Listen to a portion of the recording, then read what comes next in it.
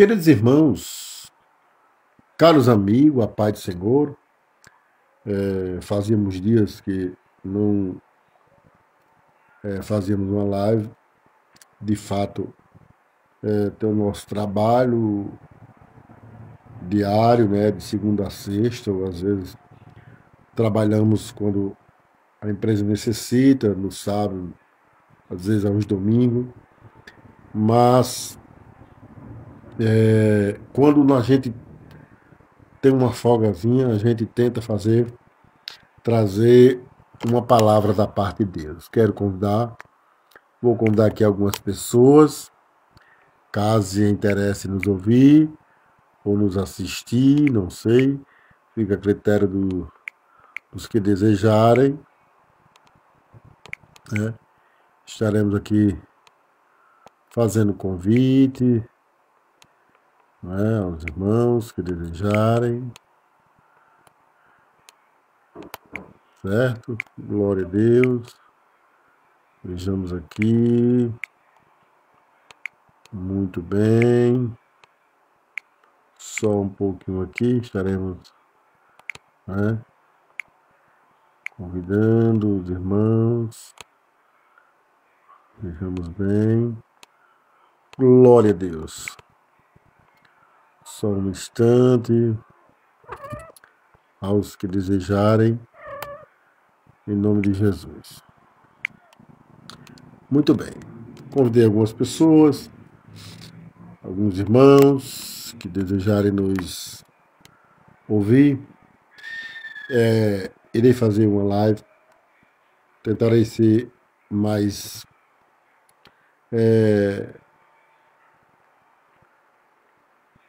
curto da mensagem de hoje. E nessa mensagem tão importante, eu espero que traga para o nosso bem espiritual. Muito bem, meus amados, glória a Deus. Irei convidar aqui, só mais um instante, irei convidar mais algumas pessoas aqui, os irmãos, deixem-me ver, só mais umas pessoas aqui, que está em minha lembrança. Glória a Deus. Deixe-me ver. Glória a Jesus. Muito bem. Acredito que aqui já é o suficiente para nós iniciarmos esta live. Evidentemente, pegamos os que gostam de nos ouvir, pegamos de surpresa, né? Porque foi só um pouquinho aqui. Foi imediato por causa do tempo. Então, somos gratos a Deus por isso. Eu quero nesta noite, amados, refletir aqui um texto com vocês muito importante. Escrito no livro de Atos dos Apóstolos, capítulo número 4, de versos 42. Né? Um texto muito importante. Que diz assim: e perseveravam na doutrina dos apóstolos, e na comunhão, e no partir do pão, e nas orações. Em cada alma havia temor e muitas maravilhas, e sinais se fazia pelos apóstolos. Todos os que criam estavam juntos e tinham tudo em comum. Vendiam suas propriedades e fazendas e repartiam com todos, segundo cada um tinha necessidade. E perseveravam unânimes, todos os dias no templo, e partindo pão em casa, comiam junto com alegria e sigileza de coração, louvando a Deus e caindo na graça de todo o povo. E todos os dias acrescentava o Senhor à igreja aqueles que havia de salvar. Muito bem, amados irmãos, amigos, eu quero, nesta noite, ler uma passagem, ou temos lido, melhor dizendo, uma passagem importante sobre a igreja primitiva. O que temos conhecimento à luz das Escrituras, que a igreja primitiva, ela se inicia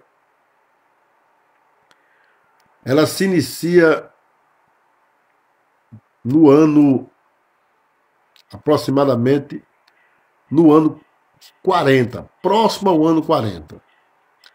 A igreja, ela se inicia onde Cristo chama os seus primeiros apóstolos, discípulos, e aí ele vai formando a sua igreja. Lembrando que a igreja é o corpo.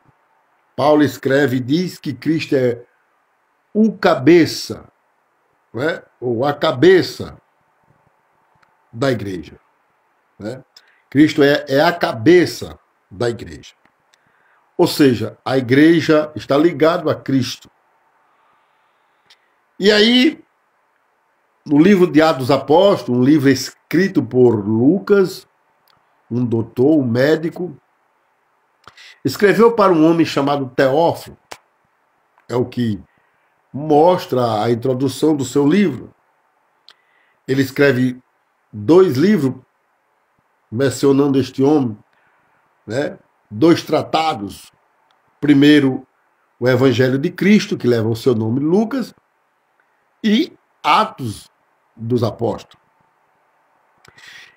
E Lucas, ele faz questão, olha que coisa interessante, ele faz questão de escrever, ele é inspirado por Deus a escrever, ou por Cristo, a escrever sobre a inauguração da igreja pelo Espírito Santo, ou seja, pela descida da terceira pessoa da Trindade. E aqui eu quero me deter um pouco interessante quando ele traz de forma muito, né, nítida a questão como vivia a igreja primitiva. Às vezes nós até se debatemos com isso, mas, né, se debatemos com isso, acho que é meu amigo Wilson, né? Deixa eu ver se é Wilson. É uma pessoa, né, uma foto que eu estou achando parecido que é meu amigo Wilson. É ele mesmo. Meu amigo, Deus te abençoe sua vida, meu amigo, viu? Um abraço. Então, o apóstolo Paulo escreve mostrando, né, que a igreja, né,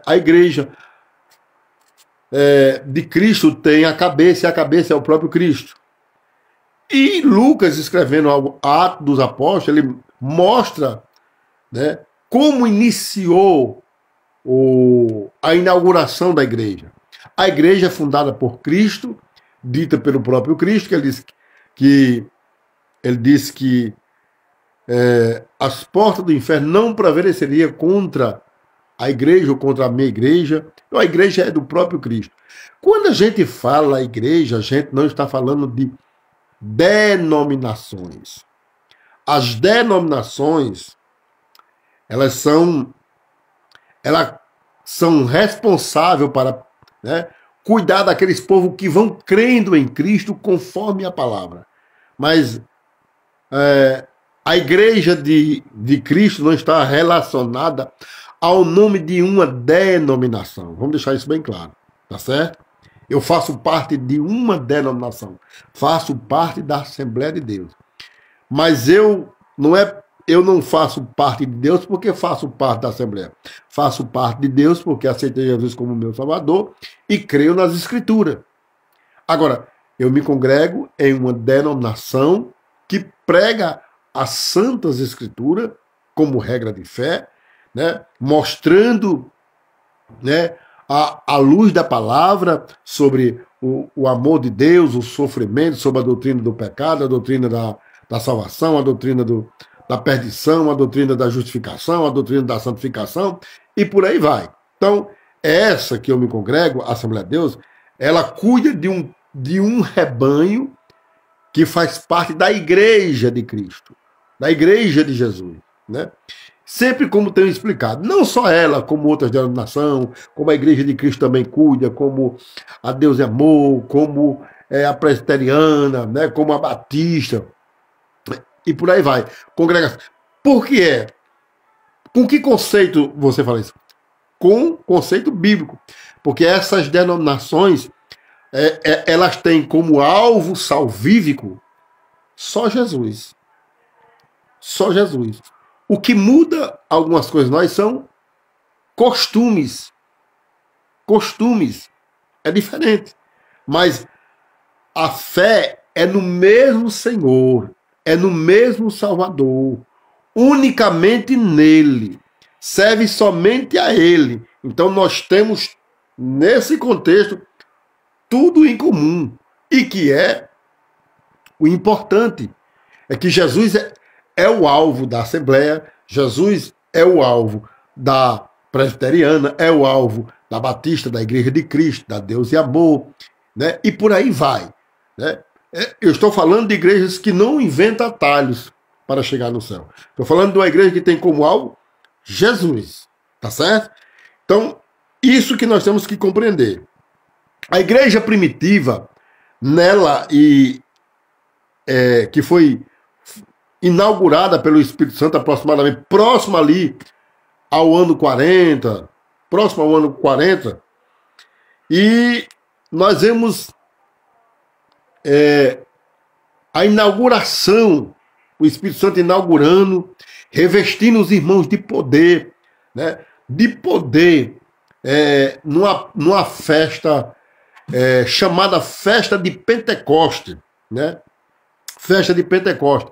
Festa essa que era comemorada anualmente pelos judeus e por aqueles que se tornava prosélito. Irmão Fernando Antônio, ai senhor, meu pastor, Deus abençoe. Que se tornava prosélito, ou seja, que se convertia aos judaizantes e se tornava prosélitos. Eles iam para as 3 festas principais ordenadas por Deus na antiga aliança, que era a festa de Pentecoste, era a festa dos tabernáculos, né? E a festa da Páscoa. Esse povo teria que comparecer anualmente nessas festas, tá certo? Isso era na antiga aliança. E aí, esses irmãos, depois que Jesus morreu, e ressuscitou, e Jesus esteve com eles durante 40 dias, subiu aos céus e disse: ficar em Jerusalém até que do alto você seja revestido. Próximo 10 dias, Jesus roga ao Pai por uma pessoa chamada Espírito Santo, que desce justamente no dia, na festa de Pentecostes, onde estão reunidos aproximadamente 18 nações, 18 idiomas diferentes. E ali o Espírito Santo desce e usa os irmãos, né? E as pessoas que estão ali entendem cada um no seu idioma o que eles falavam, né? E aí Deus faz grande maravilha ali. Quase 3.000 almas, ou seja, almas vivas, não é quem já partiu, almas presentes. Quando a gente fala de almas, nesse contexto, a gente está falando de pessoas. Aceitam Jesus como Salvador. E aí a igreja vai crescendo. E aí a igreja vai crescendo o número de salvos. A igreja começa a se tornar um só. A igreja é o quê? Um corpo. Um corpo de mundo. E o que é um corpo? Ele é um corpo, né? Que a ciência diz que nós temos cabeça, tronco e membro. Isso é fato. Somos divididos em cabeça, tronco e membro. Jesus é a cabeça, troncos e membros. E por incrível que pareça, eles eram mesmo realmente um corpo, porque um membro dependia do outro. Ou seja, a mão depende do pé, porque a mão não anda. A mão pega, né? A mão calça, ajuda a calçar, os calçados, a vestir uma roupa, o pé não tem tanta capacidade para isso, e por aí vai. Estou citando aqui uma simples colocação para nós entender. E aí a igreja primitiva crescia nisso. Por isso que a igreja de Jesus, ela é chamada Igreja Católica Apostólica Cristã. Essa palavra católica tem o sentido de universal. Tá certo? A palavra igreja, eclésia, quer dizer, chamados para fora. Isso é a verdade. Irmã Erivânia, Pai do Senhor, muito obrigado. A palavra católica quer dizer universal. Isso significa, não se refere a uma denominação, se refere que a palavra católica quer dizer universal. Então nós somos Igreja Católicas Apostólicas Cristã. Por quê? Porque nós fomos chamados para fora, somos universal e temos como base na nossa vida a doutrina dos apóstolos. E cristão porque nascemos ou viemos de Cristo. Ele é o fundador da igreja. Então, veja a importância de nós compreendermos isso. Irmão André Carlos, Pai do Senhor, Deus abençoe. Deus abençoe, meu amado. Nós temos que compreender isso. Isso chama-se estudo da palavra, para que a gente compreenda. Às vezes abrindo aqui um parênteses, às vezes eu fico meditando, mas é verdade, que às vezes em nosso meio tem pessoas que dizem assim, eu gosto muito de ouvir a palavra, mas geralmente algumas pessoas que dizem, eles gostam mais de ouvir pessoas que pulem, que gritem, que às vezes não se aprende nada, irmão. Me perdoe a minha crítica, abrindo aqui um parênteses. Mas quando a gente estuda a palavra de Deus, né? Irmão Rafael Lima, Pai do Senhor, meu irmão, Deus abençoe, viu?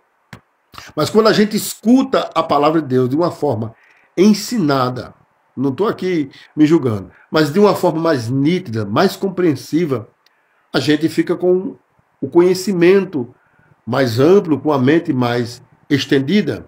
E aí a gente consegue glorificar a Deus pelo que Deus está falando pela sua palavra. Nós não vamos glorificar a Deus porque alguém bateu o pé, porque alguém pulou, né?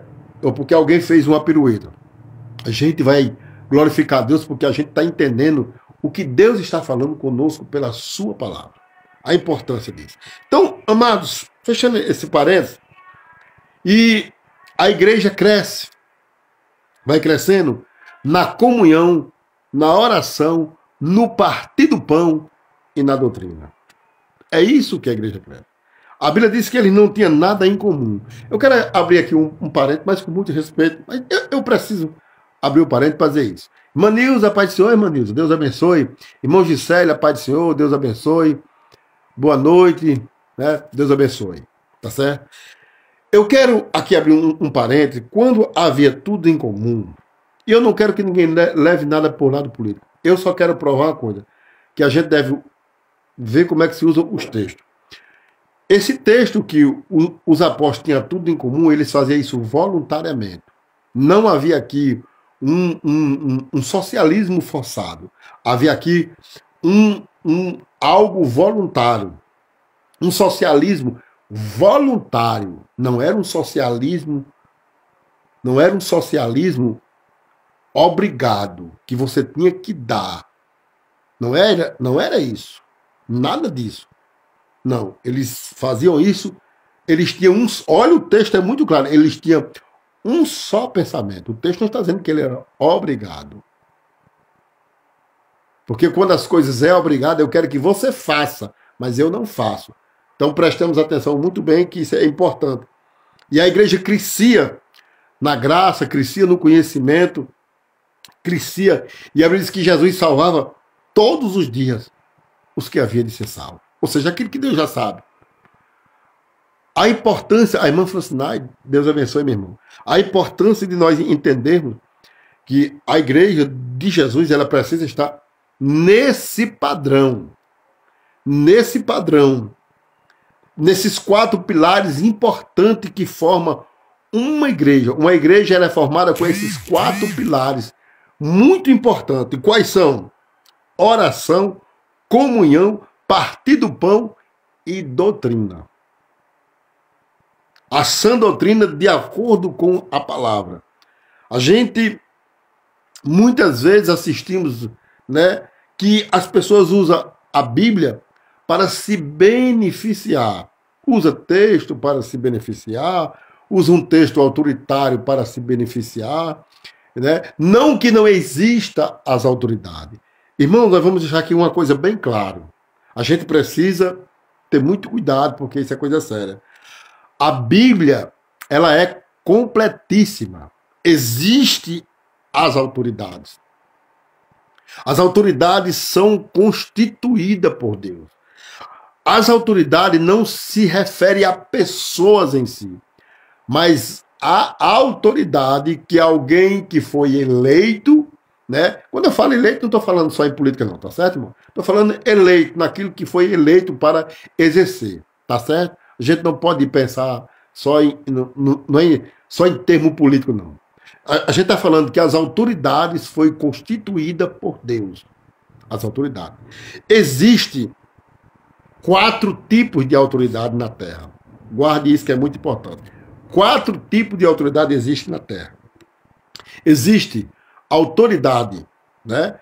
Que são, aqui no nosso Brasil, por exemplo, existe autoridade, as nossas autoridades que se dividem em 3 poderes, que são o executivo, legislativo e judiciário. É uma autoridade dividida em 3 poderes: legislativo, executivo e judiciário. Qual é outra autoridade que exerce sobre o homem? Os patrões. Os patrões são a autoridade dos seus empregados. Observe que coisa importante.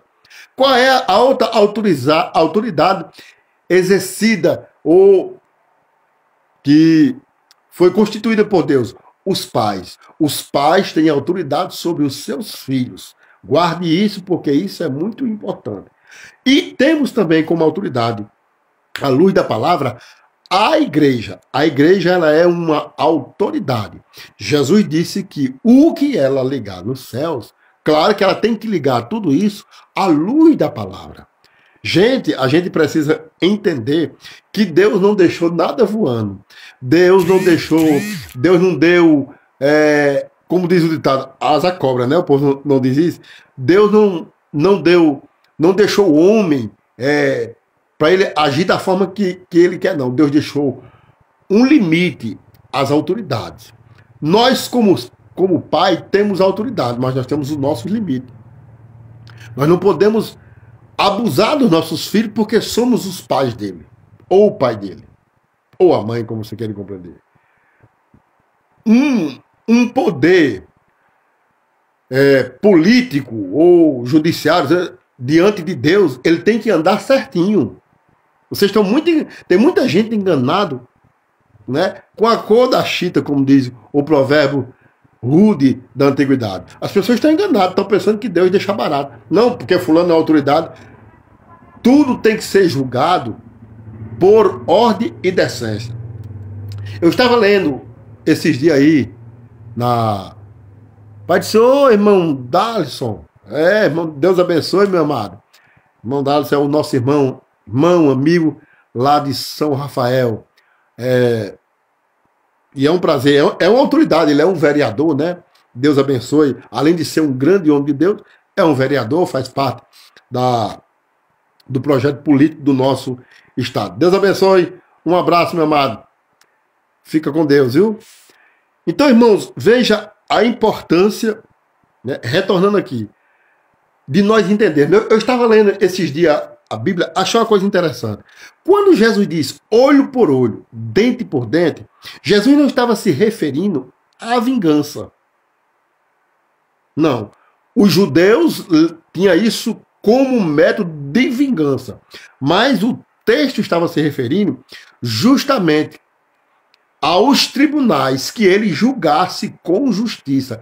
Isso deveria caber aos tribunais, que eles fossem responsáveis para julgar a causa olho por olho e dente por dente. Isso não estava se referindo à vingança, mas Deus estava liberando que os poderes, ou o poder do tribunal ele fosse justo na causa daquele que precisa ser julgado.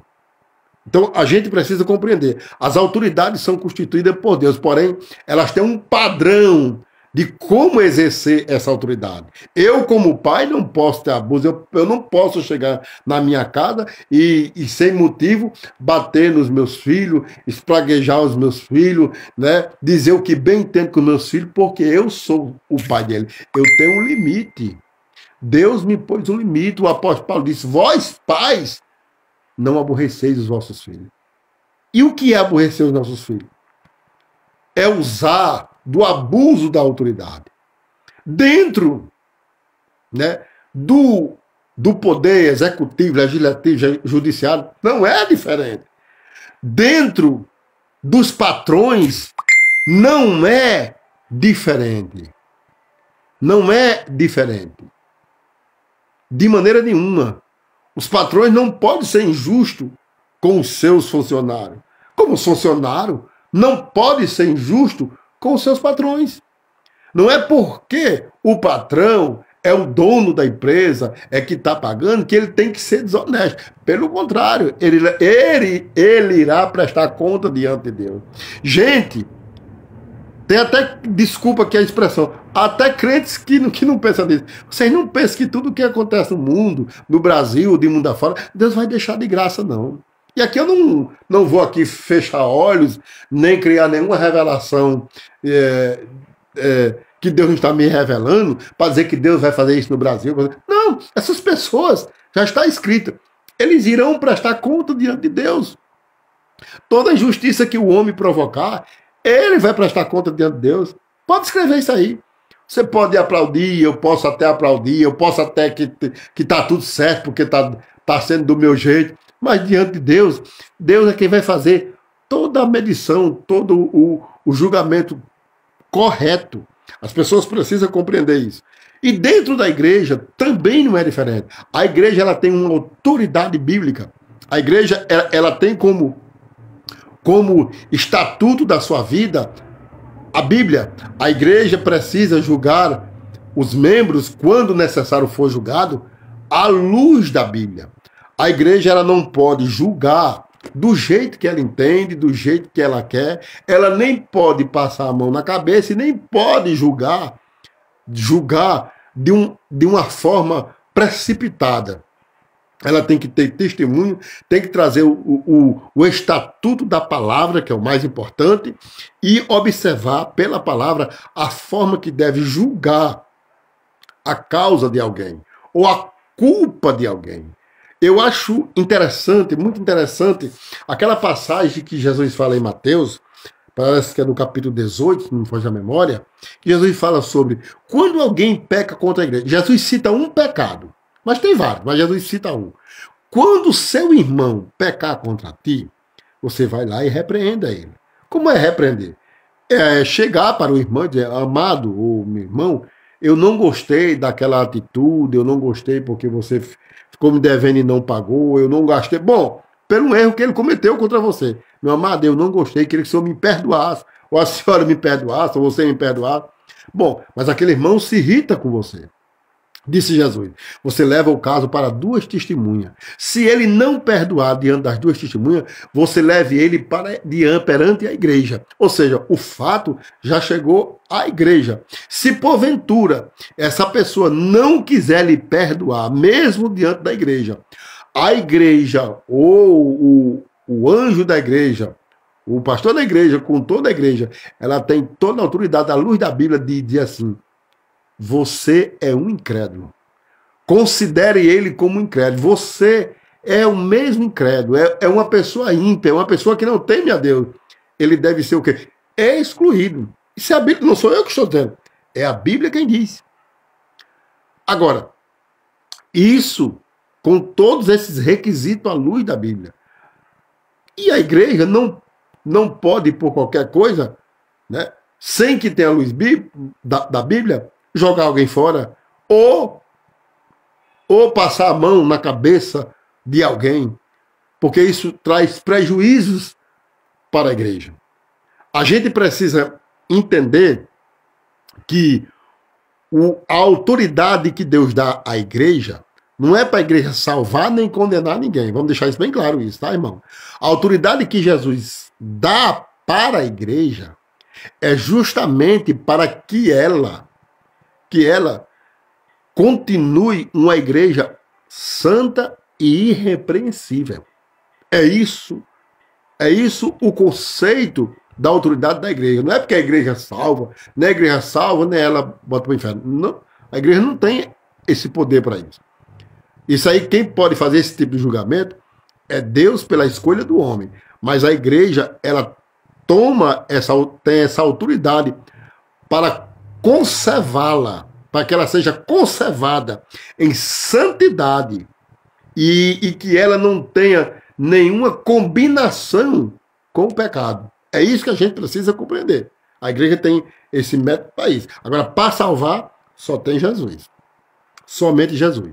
Então, amados, a gente precisa compreender justamente o que as Escrituras nos dizem. A igreja, ela crescia na graça, no conhecimento, porque tinha tudo em comum. Interessante que a Bíblia ainda relata, não é, irmão? Hoje a gente não pode fazer isso, claro, né? Porque dá um problema, mas tem gente que não se agrada, muita gente. Mas a Bíblia relata que eles tinham tão em comum que eles faziam questão de fazer a refeição nas casas um dos outros. Era uma coisa que eles não tinham nada por importante, nada por interessante, né? E nem era questão por interesse pessoal. Eu vou fazer isso porque alguém tem que entrar na minha casa porque eu sou um político, né? Eu não estou dizendo que todo mundo que é político aceita alguém entrar na sua casa só porque ele é político. Mas é uma coisa mais voltada a isso, né? Eu tenho que aceitar porque eu sou um político, eu tenho que aceitar na minha casa porque eu sou um comerciante, eu sou uma pessoa aqui que sou candidato a isso, eu sou... Sabe? Não. Eles faziam isso porque tinha tudo em comum, eles trabalhavam com um só pensamento, o pensamento de Cristo, o pensamento de Cristo. Cristo era a cabeça, então, se Cristo era a cabeça, o pensamento de Cristo atingia o corpo, num bom sentido. E a igreja, realmente, ela crescia, e os milagres, irmão, acompanhavam. Irmãos, a Bíblia, ela é inerrante. Ela pode ser mal interpretada, é outro assunto, mas ela é inerrante. Inerrante. Eu fico pensando, né? Eu até fico pensando como a gente mudou muito. Nós, hoje, que não é errado, irmão, fique bem claro. Eu estou dizendo isso aqui, mas eu não estou dizendo como um menino nécio que está desnorteado do conhecimento. E nem sou dono do conhecimento. Mas a gente tem que refletir com veracidade bíblica. E nem sou contra que tenha bonitos templos. Não, eu não estou falando isso. O problema é que hoje nós estamos vivendo um tempo em que a igreja, povo, está se acomodando na igreja prédio, no conforto, dos melhores assentos, dos templos mais bonitos. Que eu não estou dizendo que é errado. O erro está em nós nos se sentir confortados. Estamos querendo saber de marketing. É a palavra mais certa. Marketing. Mas o ID está tornando um fardo nas nossas costas.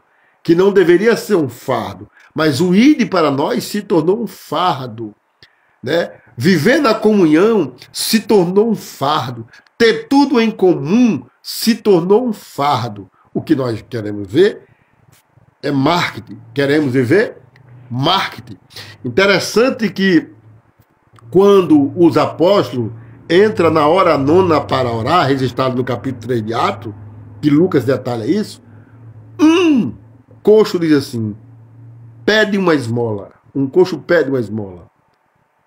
Aí Pedro diz, não temos prata. Não temos a esmola para te dar. Mas nós temos uma coisa melhor do que a esmola. Em nome de Jesus Cristo, levanta-te e anda. Se Pedro tivesse dado a esmola, o coxo continuaria coxo. Ficaria satisfeito, mas continuaria coxo. Mas Pedro, usado por Deus, ele agora tem uma autoridade e manda o coxo se levantar. Agora o coxo só não recuperou a sua saúde, mas também agora tinha possibilidade, se porventura ele fosse casado, ou se porventura ele fosse solteiro, não importa. Ele tinha possibilidade de trabalhar e ganhar o seu pão de cada dia. Meu amigo Aldo, um abraço, meu amigo, Deus abençoe. Então, é isso que nós temos que compreender, o que é uma igreja. Né? Não é fácil ser uma igreja, mas precisamos ser uma igreja. Uma igreja, ela é composta de membros, de muito membros. Paulo compara a igreja como um corpo. Um corpo. E um corpo, ele tem vários membros. Tem membros que nem conhecemos, nem sabemos. Só os homens estudiosos que estudam a anatomia entendem muito bem. Como nós, eu pelo menos não sou dotado nesse conhecimento, nós temos tantas coisas em nosso corpo que a gente não sabe nem o nome, não sabe nem falar. Então, e todos são úteis. Meu Deus, eu fico estudando como Deus, né, é grande. Né? A nossa palavra é curta para dizer como ele é grande. Quando você estuda o corpo humano, observe bem. Segundo a ciência, o homem é formado aproximadamente de 6. Desculpe, não, de 6 não. Uns diz que o homem é formado de 65 trilhões de células. Preste atenção. Um corpo humano é formado de 65 trilhões de células. E nenhuma dessas células está por enfeite. Está porque o corpo precisa. Quem fez o corpo sabe que ela precisa. E cada DNA de cada célula dessa equivale a 1,70 m de comprimento. Que, segundo os estudiosos, o nosso DNA, ele tem, né, cada um com 1,70 m, tem capacidade de ir à Lua 3 vezes e voltar. A quilometragem que o nosso DNA dá, daqui para a Lua, dá aproximadamente 385 mil quilômetros. Então, veja, e não é nada de enfeite, não é nada, Deus não fez nada por bonito, porque o corpo necessita. As células são algo, né, são algo que o corpo precisa. Então, nós temos tanta coisa no nosso corpo que nós não temos, somos pequenos para entender. Né? Meu sobrinho Roniberg, Deus abençoe você e sua família, meu filho, Deus abençoe. Então, a importância da igreja viver na unidade. A igreja precisa viver na autoridade da palavra, na autoridade conforme a palavra, porque tem pessoas que usam a autoridade para abusar as pessoas, usa a autoridade, né, para se beneficiar, né? Muitas vezes a gente enxerga isso dentro dos lares, os pais usam a autoridade para abusar os filhos, e assim sucessivamente. As autoridades são constituídas por Deus, porém elas têm regra para agir com a autoridade. Ela tem regra, ela tem método. A gente precisa saber disso. Ela tem método. E esse é o problema do nosso mundo, do mundo que vivemos, é porque nós, quando somos autoridade em alguma coisa, nós queremos achar que podemos tudo. Até Deus permite, mas certamente a gente vai um dia se encontrar com Ele. Isso não se resta dúvida. Com muito respeito, eu respeito aqui, mas eu tenho que dizer isso. Deus, para nós chegarmos lá, precisamos de fé. Já o adversário de Deus, ele não precisa de fé. Não precisa você acreditar que o diabo existe. Ele pouco está se lixando com isso. Ele pouco se lixa com isso. Quanto mais o homem desacredita da sua existência, mais terreno ele ganha. Agora, já Deus, ele precisa que o homem acredite no que ele falou, no que ele disse, no que ele enviou, que foi Jesus, e por aí vai. Então, precisamos compreender, viver na doutrina dos apóstolos, precisamos viver a autoridade da palavra, e assim seremos bem-aventurados. Que Deus em Cristo nos abençoe, no dia da sua graça, nos ajude e que possamos compreender melhor a sua palavra. Deus abençoe a todos que pacientemente nos ouviu. Um abraço, fica na paz e irei agradecer a Deus com uma oração. Deus eterno, Supremo Senhor, obrigado por esta oportunidade. Abençoe, Senhor, todos aqueles que nos ouviu. Alguma palavra que conseguiu atingir o coração de alguém, eu não sei, mas o Senhor sabe. Que venha fazer, Senhor, grandes proezas na vida dessa pessoa. E ele ou ela possa abrir o entendimento e aceitar a tua palavra. Senhor, meu Deus e meu Pai, assim oro e te peço e te agradeço, em nome de Jesus. Que Deus nos abençoe, em Cristo Jesus. Fica com Deus. Um abraço, meu sobrinho Berg, Deus abençoe. E quando aparecer aqui no Rio Grande do Norte, se quiser aparecer na casa do tio, seja bem-vindo. Deus te abençoe. Um abraço.